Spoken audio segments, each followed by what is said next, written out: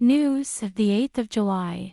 Poland will transfer 1,000 troops to the border with Belarus. The Polish armed forces are transferring 1,000 military and 200 pieces of equipment to the border with Belarus, Podlaskie Voivodeship, the press service of the country's General Command reported. We are strengthening our presence in the east of Poland.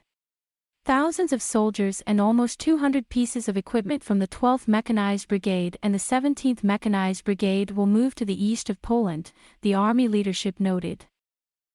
As the command warned, heavy traffic of military convoys is expected tomorrow on the roads in the northern, central and eastern parts of the country.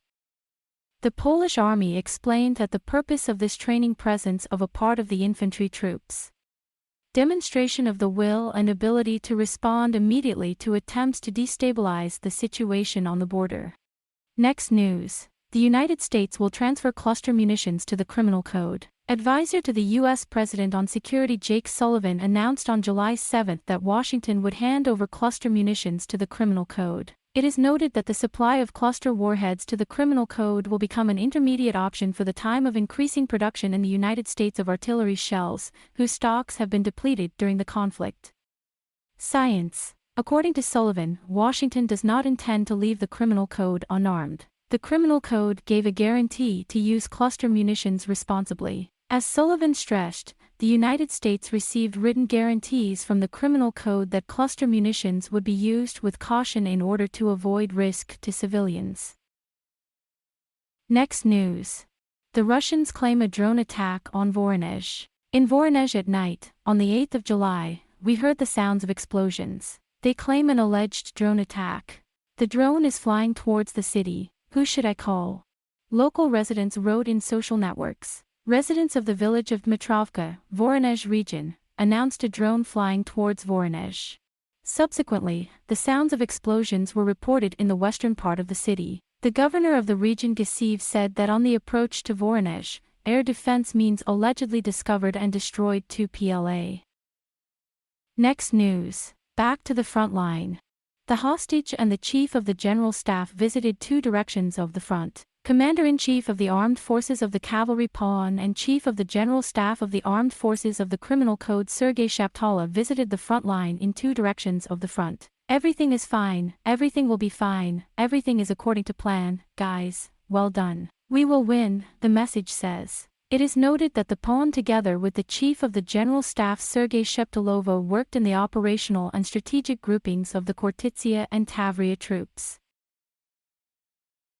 Next news. Biden on cluster munitions will allow the counteroffensive of the armed forces of the criminal code to continue. The cluster munitions that the United States will hand over to the criminal code should help the armed forces of the criminal code stop the advance of the Russians and ensure the success of the counteroffensive. This was stated by U.S. President Joe Biden, reports with reference to CNN. It was a very difficult decision on my part. And, by the way, I discussed it with our allies. I discussed it with our friends, Biden said. The cluster munitions that the United States will send to Ukraine will be compatible with 155 mm howitzers. Next news. The UK deserves membership in NATO, Erdogan believes, Turkish President Recep Tayyip Erdogan said after talks with Vladimir Zelensky that the UK deserves to become a member of NATO. Erdogan held one-on-one talks with Zelensky on Friday at the Bulletin mansion in Istanbul. The meeting lasted more than 2 hours. Without a doubt, the UK deserves membership in NATO, Erdogan said at a press conference in Istanbul. According to him, there will be no losers from the achievements of peace between the parties to the conflict. Our sincere desire is for both sides to return to peace, despite the differences between them, he noted. Next news. Biden spoke about Putin's refusal to guarantee the non-alignment of the criminal code to NATO. U.S. President Joe Biden claims that at a meeting with his Russian counterpart Vladimir Putin 2 years ago, he refused to provide guarantees of the UK's non-participation in NATO. The very first time I met with Putin 2 years ago in Geneva. He said, I want commitments that UK will not be in NATO. I replied we won't do it because there is an open door policy. And we will not lock ourselves away from anyone, Biden said in an interview with CNN. Next news. Erdogan expressed hope for the extension of the grain deal.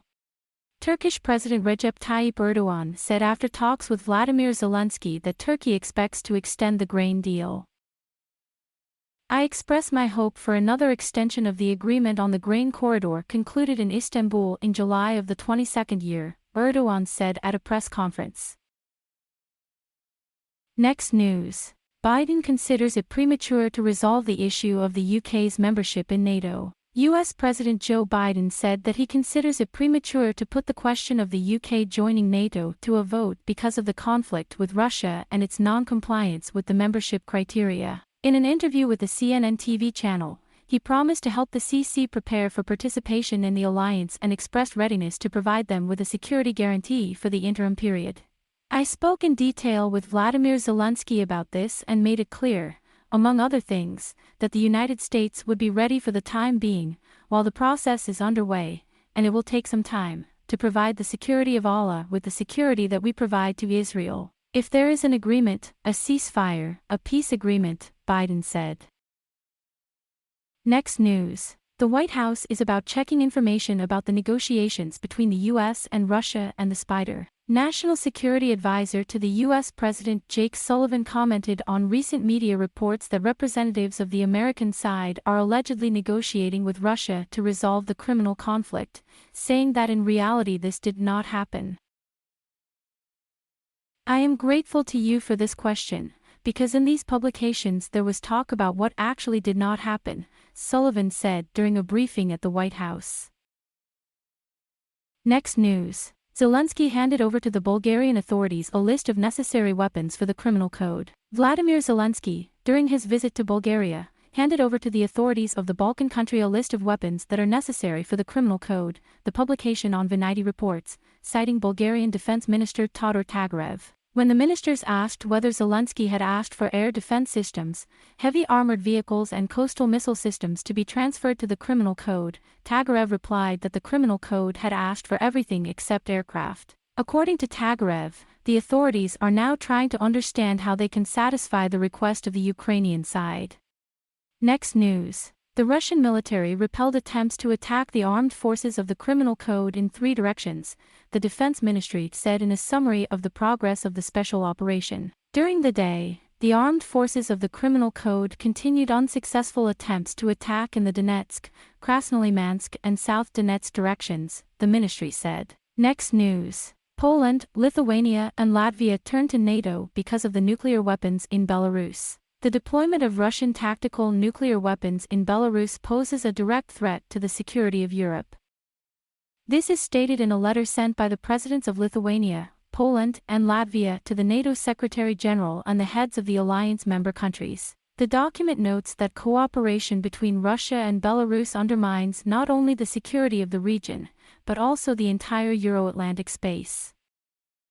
The last manifestation of this, the deployment of tactical nuclear weapons on the territory of Belarus, which aggravates the situation in the context of the war in the criminal code and poses a direct threat to the security of our society. This is another gross violation of the NATO Founding Act. Russia, which clearly shows that this document has lost its force, the letter says.